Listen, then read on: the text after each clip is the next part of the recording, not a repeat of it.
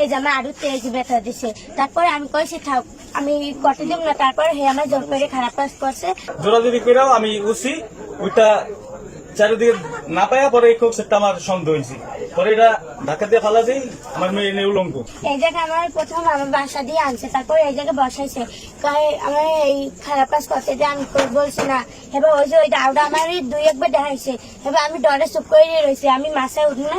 12 বছরের এই শিশুটি বলছিলেন কিভাবে তার উপর পাশবিক নির্যাতন চালায় জসিম নামের লম্পট। আমার তারপর উপায় নিতে চাই, তারপর আমি যাই না, তারপর আমার আদুতে ব্যথা দিছে, এবার আবার খারাপ কাজ করতে চাইছে, তারপর ওইটা একেবারে দাঁড়িয়ে গলার দাঁড়িয়ে ধরছে, তারপর আমি বুঝে গেছি এবার আমার খারাপ কাজ করছে। কি করছে? ওই জসিম। তাকে ভয়ভীতি দেখিয়ে বাসায় ডেকে নিয়ে গলায় দা ঠেকিয়ে শিশুটির উপর নির্যাতন চালানো হয়। তোমার নিয়ে আসছে কোথা থেকে? বটতলা থেকে, জোড়াপুর। আর এই জায়গাটার নাম কি? এই জায়গাটার নাম আমি জানি না। খান।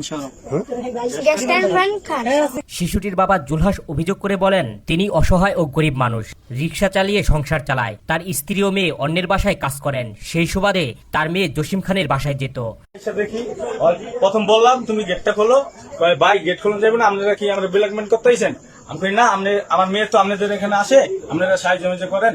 আরো তো আসছিল, জি আসলে এই জন্য কি আমার ব্ল্যাকমেল করবেন? আমার সংসারে কাজ পুলিশ এসে গেছে কতটুকু আগে, আমি আসুক পুলিশ। আমার মেয়ে আমি বিষ চাইতেছি, যদি আমার মেয়ে আপনার ঘরে না থাকে তাই আপনি ডরান কেন? আপনি গেট খোলেন। পরে গেট খোলে না।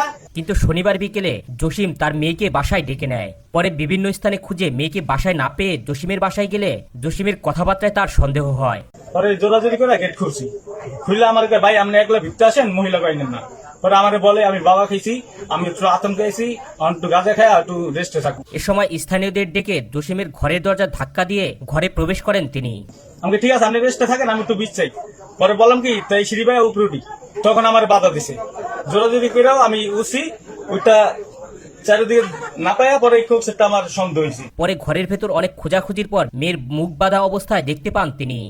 পরে এটা ধাক্কা দিয়ে ফালা দিই, আমার মেয়ে এনে উলঙ্গ পুরা।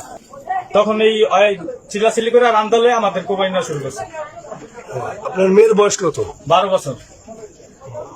আপনার নাম? মোহাম্মদ জুলাস। আপনারা থাকেন কোথায়? আমি থাকি ঢাকা, আমার শাশুড়ির কাছে বেড়াইতে আসছি। আমার শাশুড়ি বটতলা জোড়াপোল থাকে।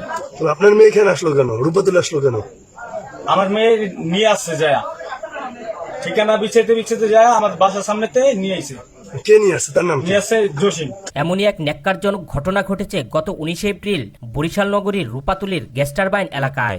আইন যেন এর সর্বোচ্চ শাস্তি নেয়, এলাকাবাসী যেন শান্তিতে থাকতে পারে, এর দিয়ে যেন এলাকাবাসী শিক্ষা নিতে পারে যে পরবর্তীতে যেন মানে অপরাধমূলক কোনো কার্যক্রম না করতে পারে, এবং এর দিয়ে এর মাধ্যমে যেন বাচ্চা কাচ্চা শিখতে পারে যে অন্যায় করলে আর বিচার হইবে, আইনি বিচার করে।